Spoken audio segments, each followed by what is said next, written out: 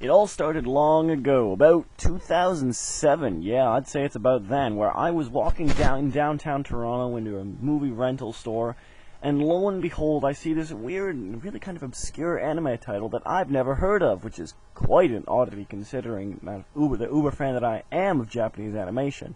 So I pick it up, and the plot sounds pretty good. Unfortunately, living in Oakville, renting it would be quite prohibitive as it's still only a 2-day release. I go back a year later, see it again by chance after having forgot about it. Still 2 days, I figure, I'm going to try and find it online. Of course, I forget. And, 6 months later, it's, I don't know, about January 2009 now. On my favorite anime site, they post it. And I've forgotten completely about this movie yet again. And I'm glad I did actually remember it and take the chance to watch it, because it's very short. This is like 25 minutes long. It's about an episode's length. It's an OAV, and if you want a concise review, it's not bad. To get a little further into detail, there's only 2 characters, a main character and his female friend working, and in this kind of underground area, which is designated to reviving history, long-lost history. The basic background synopsis is that the world has been buried under its own technology to the point where people have forgotten what the sky and ground look like. Very much like the series Blam, if you've ever read or seen the anime. So that's another fuck-up anime there, but yeah, anyway. This is not very plot intensive. It's basically just a short rumination on memory and history, and what we perceive to be important as our legacies. And that does sound kind of pretentious, and you know what, this is kind of pretentious, but at the same point, it's not a level of pretension where you get frustrated at it. I know the Academy Award just passed this a little while back here, and I was kind of disappointed in a few of the things. Slumdog swept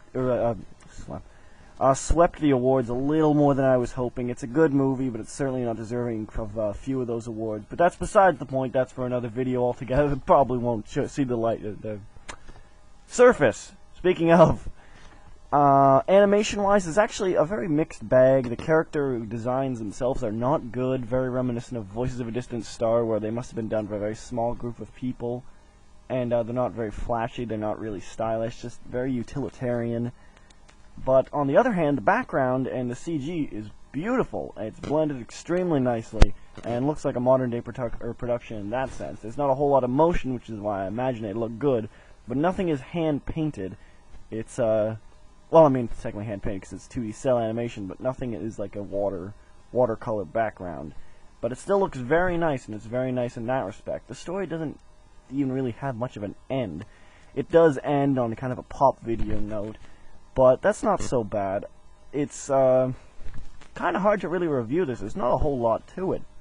Like I said, the main characters work in kind of an archival area underground where they're trying to uncover the past and figure out not only what happened, but just to get a general history. And slowly the population and everyone is growing tired of doing this and just getting to the point where they're saying, what's the point?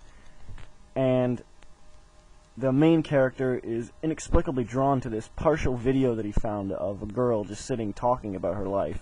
And you don't really see a whole lot of this video either. It's more him discussing his thoughts on the video. And it could be kind of slow. I don't think this movie could sustain a whole lot more than it does without adding quite a few layers of dimensions.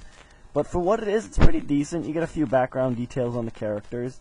I don't want to describe it too much because, frankly, if you're going to see this, and if I describe it too much, I'll have spoiled everything.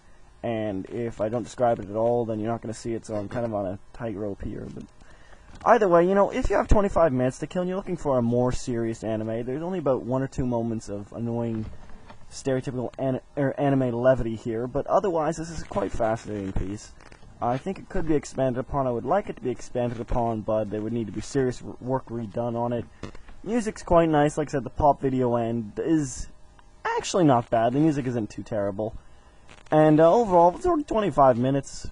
It's not bad. I probably should have rented this, actually. I think I would have enjoyed it. It's one of those things that I do enjoy that's overly serious and no one else seems to like. So, if you like that kind of thing, and if you like me, where you're looking for something more serious, this isn't the best thing you can find. Place Promised in Our Early Days, among others, is much better, but still, this is something you might want to check out. It's on animefuel.com under anime movies, if you're wondering. That's where you find it. Unless you can find it at the obscure rental store I go to in downtown Toronto, of course. God, what a terrible buzzing noise. Sorry about that.